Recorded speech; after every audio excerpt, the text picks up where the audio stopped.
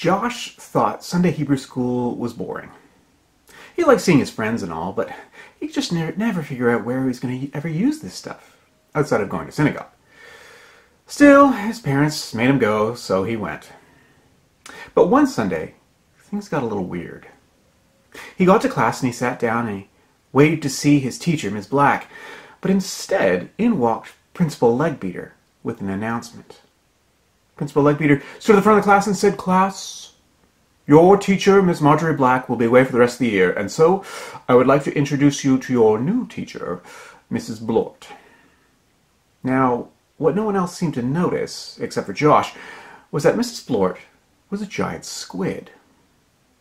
Not even Principal Legbeater seemed to notice, and in a flash he was gone. And after he had left, Mrs. Blort stood at the front of the class and raised a tentacle and sang, "I am your teacher and everything's fine. For the rest of this class you children are mine." And then she turned and said, "Who can tell me all the letters of the alphabet?" And she pointed to the boy at the back of the room. "You!" The boy stuttered and stumbled and said, "Aleph, Bet, Dalet?" And she said, "Nope!" And she promptly ate him up. Now, the students were starting to get nervous, including Josh. They didn't think it was such a good idea to be eaten up by a giant squid, even if that squid was their new teacher. That night, Josh told his father that his new teacher was a child-eating giant squid. His father said, "Don't worry so much, Josh. Getting to know someone new takes time. Now, why don't you go get something to eat?" When the next Sunday came, Josh felt very nervous. And when he got there, Mrs. Blort was sitting behind the teacher's desk. She had already eaten the blackboard, the curtains, and the pleasantly framed picture of Principal Legbeater that had hung on the wall.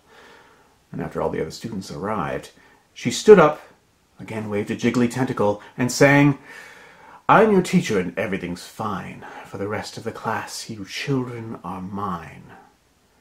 Then she said, "Who can tell me the Hebrew word for dog?" The room was silent. Pretty soon, 7 desks, 3 backpacks, 4 more children, and some brand new princess shoes had been eaten up.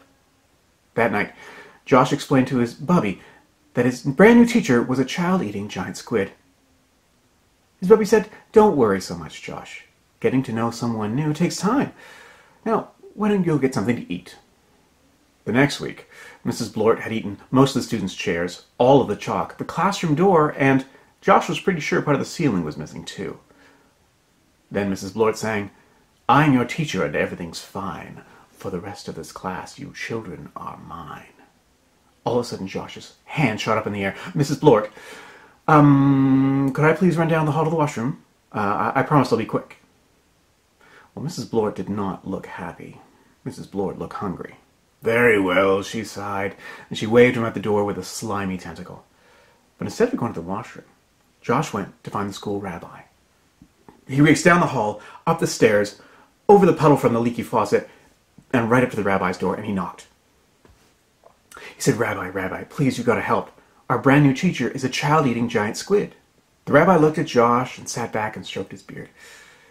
He said, "Don't worry so much, Josh. Getting to know someone new takes time." And then he whispered, "But after you know enough, then maybe you know what to do. Now, why don't you go get something to eat?" Josh's eyes lit up, and then he raced back to what was left of the classroom. When he got there, Mrs. Blort was holding 2 boys high in the air, ready to eat them. And he yelled, "Stop!" And then he said, "Mrs. Blort, I've just heard that they're going to be doing some repairs on this room, and so we have to relocate to the school kitchen." Mrs. Blort slowly lowered the boys, and everyone gathered their things and trudged down the hall. When they got to the school kitchen, Josh ushered all the students inside, but when Mrs. Blort tried to come in, Josh stood in her way. "What's the meaning of this?" she said as she put her tentacles on her hips. "Sorry, Mrs. Blort," Josh said. Then he pointed to a sign over the kitchen. "This is a kosher kitchen, and you may not know this, but squid aren't kosher. Now, if you'll excuse me, I'm going to go get something to eat." Then he closed the door. And so Mrs. Blort turned around, shuffled down the hall, and went out through the doors of the school forever. And as for Josh, well, he sat down in the kitchen, grabbed a book out of his backpack, and started studying his alphabet. And that's the end of that story.